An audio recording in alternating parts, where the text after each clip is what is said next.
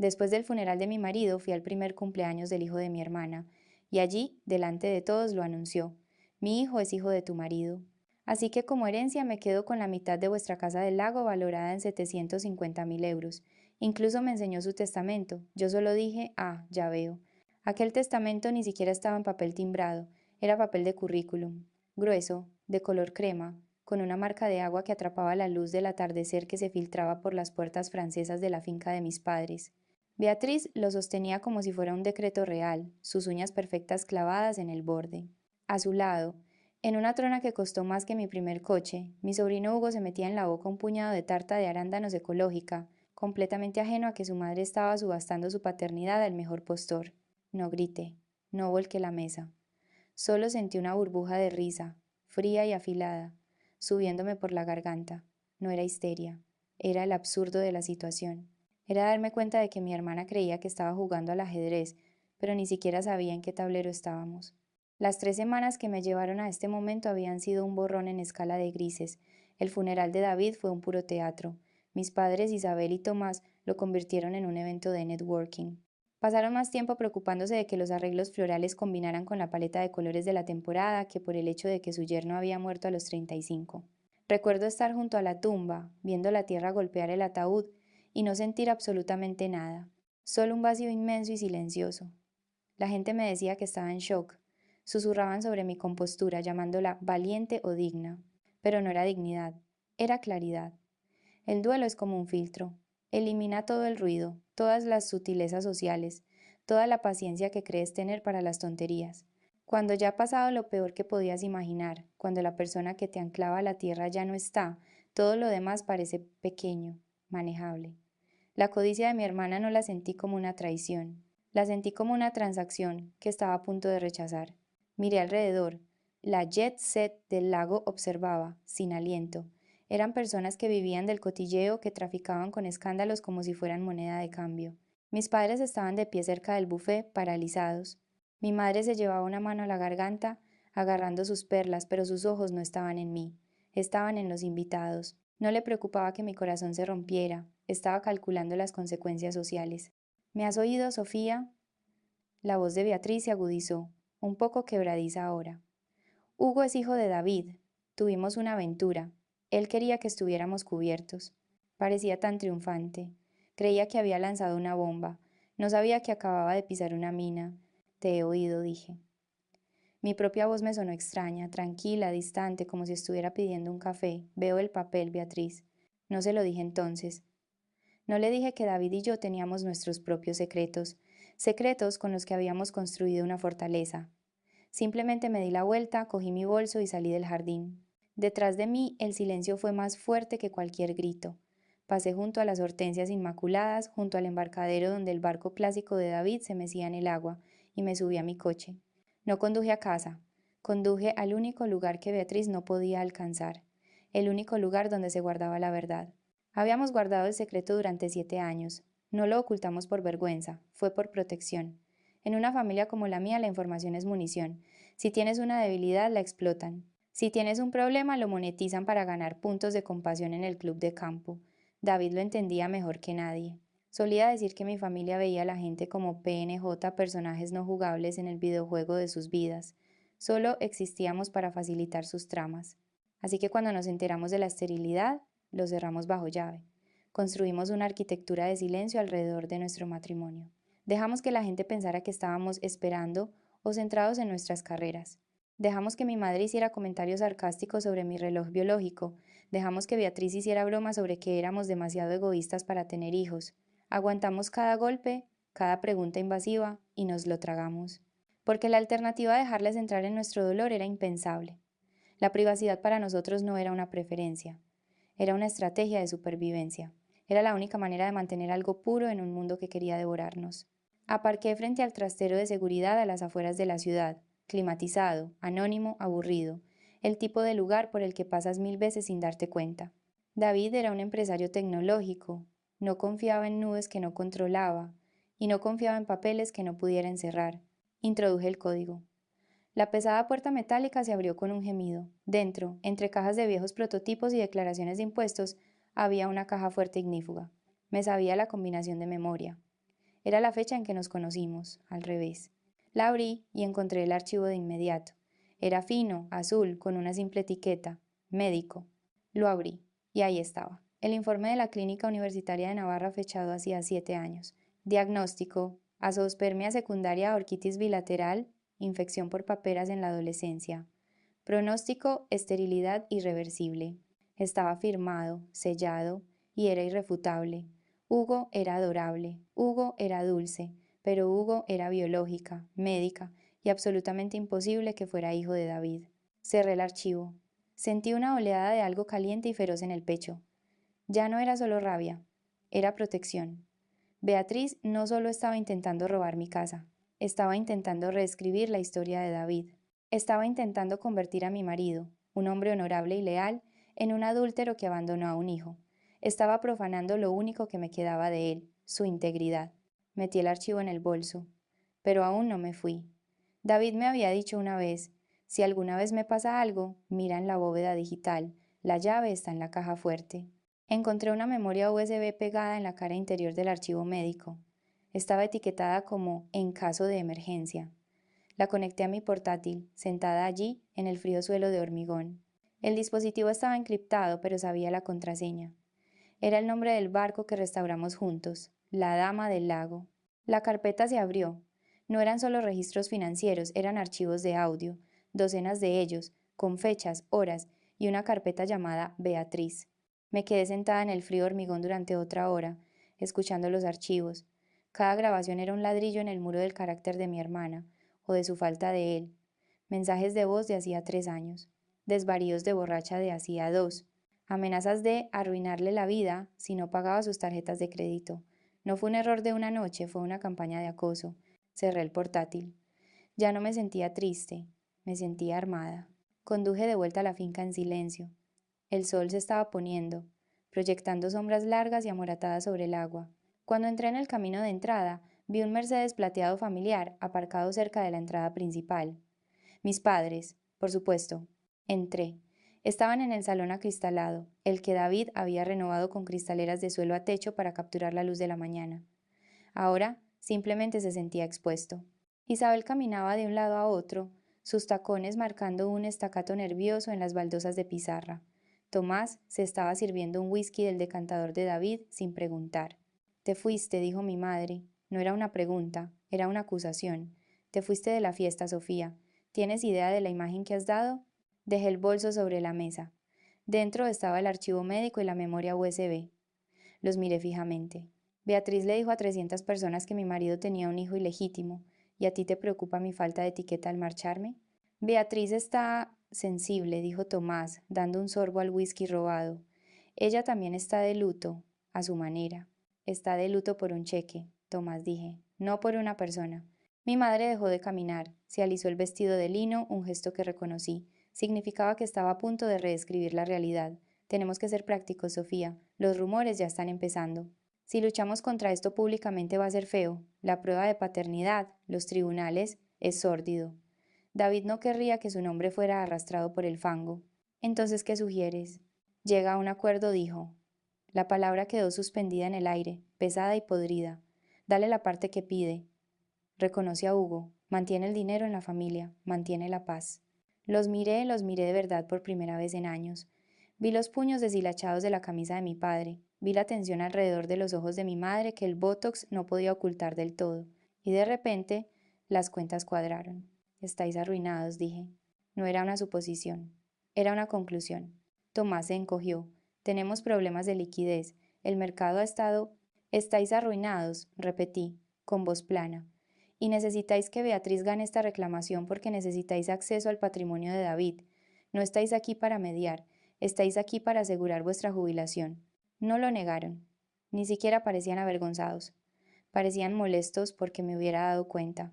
Este es el fallo fundamental en cómo los narcisistas ven el mundo. Operan con una contabilidad oculta. En sus mentes, yo no soy una persona, soy un activo en el que invirtieron. Me criaron, me educaron o se atribuyeron el mérito, y ahora mi éxito es su dividendo. La muerte de David no fue una tragedia para ellos, fue una oportunidad de liquidez. Se sentían con derecho a su legado no porque le quisieran, sino porque creían que yo les pertenecía. Es lo correcto, dijo mi madre, su voz bajando a un susurro. Hugo es de la familia, no puedes darle la espalda a la familia. No estoy dando la espalda, dije. Os estoy mirando a los ojos. No les hablé del informe médico, no les hablé de las grabaciones. Me di cuenta entonces de que si les mostraba las pruebas ahora, simplemente cambiarían de estrategia, ayudarían a Beatriz a construir una nueva mentira. La advertirían. La información es munición. No se hacen disparos de advertencia a la gente que intenta saquear tu casa. Fuera, dije. Sofía, sé razonable. Fuera de mi casa. Y deja el whisky de mi marido. Tomás dejó el vaso con tanta fuerza que apareció una fisura en el cristal. Se fueron sin decir una palabra más, la pesada puerta de roble cerrándose de golpe tras ellos. Cerré la puerta con llave. Luego eché el cerrojo. Luego puse la alarma. Volví al salón acristalado y recogí el vaso que Tomás había usado. Lo llevé a la cocina y lo tiré a la basura. El sonido del cristal al romperse fue el único ruido en la casa vacía. Ya no era una viuda, era una fiscal preparando su caso, y el juicio estaba a punto de empezar. Llamé al abogado de David, el señor Balbuena, a la mañana siguiente. Era un hombre mayor, preciso y formal, con un despacho en el centro que olía a cuero y a dinero viejo. Siempre le había caído bien, creo, porque yo no trataba a David como una cuenta bancaria. Cuando entré, se levantó y me tomó la mano. Sofía, siento muchísimo tu pérdida, y siento lo que he oído que ocurrió ayer. Las noticias vuelan en un pueblo pequeño. Está a punto de empeorar, dije. Me senté y se lo conté todo, el testamento falso que Beatriz había presentado, las amenazas de mis padres, y entonces le entregué el archivo médico azul. El señor Balbuena se puso sus gafas de leer, leyó el informe en silencio. Cuando levantó la vista su expresión era sombría. Esto lo cambia todo, dijo. Esto demuestra fraude, intento de extorsión. Podemos hacer que la detengan. Lo sé, dije. Pero hay más. Le entregué la memoria USB. David me dejó esto. Es un protocolo de emergencia. Dijo que se activaría si algo le pasaba. El señor Balbuena la conectó a su ordenador. Vimos cómo se abría la carpeta en su gran monitor. Había cientos de archivos, registros financieros, correos electrónicos y las grabaciones de audio que había encontrado la noche anterior. Pon la que se llama Intento Chantaje 2019, dije. El señor Balbuena hizo clic en el archivo. La voz de Beatriz llenó la habitación arrastrando las palabras furiosa. Te crees mejor que nosotros solo porque has ganado dinero. No eres nada sin Sofía. Y si no pagas mis tarjetas de crédito voy a decirle a todo el mundo que me pegaste. ¿A quién van a creer? ¿Al niño rico o a la pobre cuñada? La voz de David en la grabación era tranquila. Adelante, Beatriz, díselo, pero que sepas que estoy grabando esto, y si alguna vez nos vuelves a amenazar a Sofía o a mí, lo haré público. El señor Balbuena se reclinó en su silla, atónito. Esto no es solo una disputa familiar, dijo en voz baja. Esto es un patrón de comportamiento criminal. Lleva años acosándole. Y mis padres lo sabían, dije. Tenían que saberlo. Siempre estaban limpiando sus desastres. El señor Balbuena me miró por encima de las gafas. ¿Y qué quieres hacer, Sofía? Tenemos suficiente aquí para meterla en la cárcel por mucho tiempo. Y tus padres podrían ser implicados como cómplices si sabían del chantaje. Miré por la ventana al lago, que brillaba bajo el sol de la mañana. Pensé en Hugo, inocente y dulce, atrapado en medio de esta guerra. Pensé en la vida que David y yo habíamos construido, la privacidad por la que tanto habíamos luchado. Los quiero fuera, dije. No quiero un juicio, no quiero un escándalo que arrastre el nombre de David por el fango durante meses. Los quiero fuera de mi vida, fuera de este pueblo y fuera de mi futuro, para siempre. El señor Balbuena asintió. Podemos hacerlo. Redactaré los papeles, un acuerdo de conciliación vinculante. Renuncian a cualquier reclamación sobre el patrimonio, aceptan una orden de alejamiento permanente y se van de aquí. Si alguna vez rompen los términos, o si hablan de esto con alguien, las pruebas irán directamente al fiscal. Hazlo, dije. Empezó a teclear. El sonido de las teclas era el único en la habitación. Sonaba como el mazo de un juez. Salí de su despacho sintiéndome más ligera que en semanas. La trampa estaba puesta, ahora solo tenía que activarla. Convoqué la reunión en la biblioteca. Era la habitación más oscura de la casa, forrada de estanterías de nogal y las primeras ediciones de David. Me senté detrás de su enorme escritorio, una fortaleza de caoba, vestida de negro. No negro de luto, negro ejecutivo. Llegaron al mediodía. Beatriz entró primero, con un vestido blanco de verano que costaba más que la pensión alimenticia que no iba a recibir. Mis padres la siguieron, intentando parecer solemnes pero vibrando de expectación. Creían que entraban en una negociación. Creían que saldrían con un cheque que salvaría su membresía en el club de campo. Acabemos con esto de una vez, dijo Beatriz. dejándose caer en uno de los sillones de cuero. Tengo una visita a una casa, a las 2. No hay ninguna visita, dije. Mi voz no hizo eco. Los libros la absorbieron. Y no hay ningún acuerdo. Deslicé el primer archivo sobre el escritorio. Giró perfectamente, deteniéndose justo en el borde, frente a mi padre. ¿Qué es esto?, preguntó Tomás, cogiéndolo. Esa es la razón por la que Hugo no es hijo de David, dije. Es una imposibilidad médica. David era estéril desde los 16 años. Paperas. La habitación quedó tan en silencio que podía oír el polvo posándose. Beatriz soltó una risa aguda e incrédula. Eso es mentira. Nunca se lo dijo a nadie. A mí sí, dije. Lo mantuvimos en privado, para protegernos de gente exactamente como vosotros. Mi madre le arrebató el papel a mi padre. Sus ojos escanearon el membrete de la clínica universitaria. Su rostro se volvió gris. No estaba mirando los hechos médicos, estaba viendo cómo su plan de jubilación se evaporaba. Esto podría ser falso, tartamudeó, mirándome con ojos desesperados.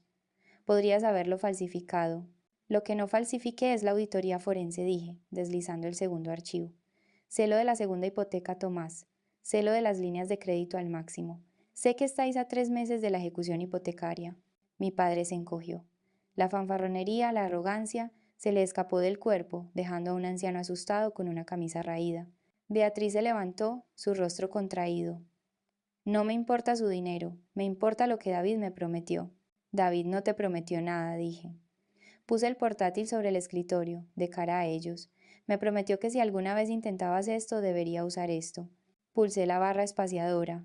El audio llenó la habitación. Era nítido, claro y condenatorio. La voz de Beatriz, 3 años más joven, arrastrando las palabras por la ginebra y el derecho a todo. Voy a decirle a todo el mundo que me pegaste. ¿A quién van a creer? Beatriz se quedó helada. Parecía una estatua de sí misma, atrapada en el momento de su propia destrucción. Mi madre se giró lentamente para mirar a su niña de oro.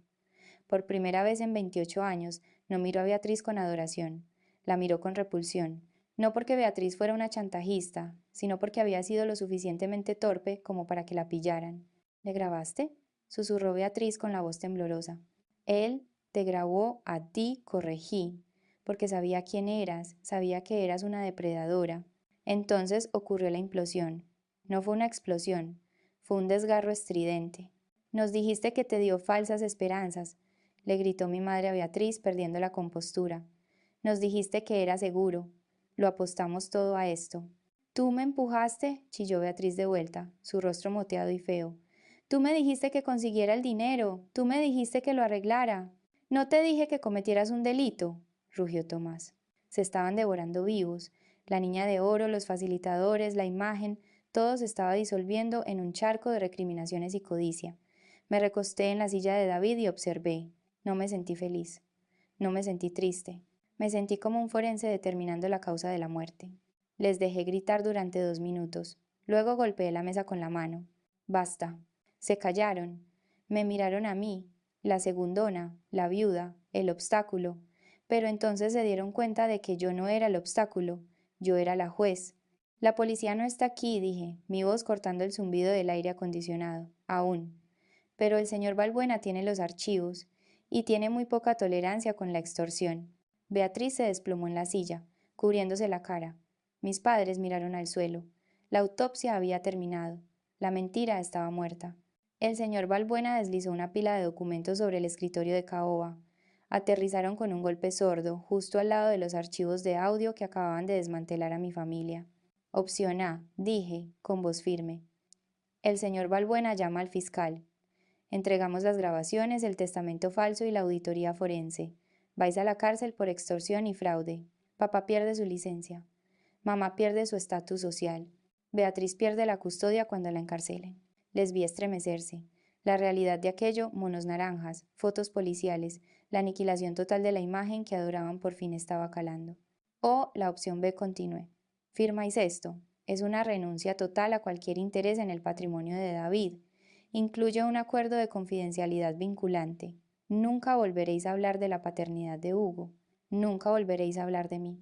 Y pondréis vuestra casa en el mercado y os iréis de aquí en 60 días. ¿Irnos?, susurró mi madre. Pero nuestros amigos, nuestras membresías del club, no podéis permitiros las membresías, Isabel, dije. y vuestros amigos se enterarán de todos modos.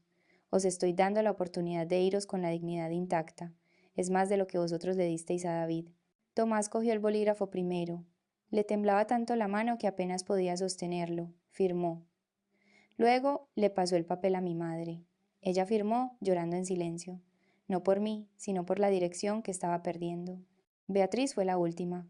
Me miró con puro odio, pero la lucha había desaparecido.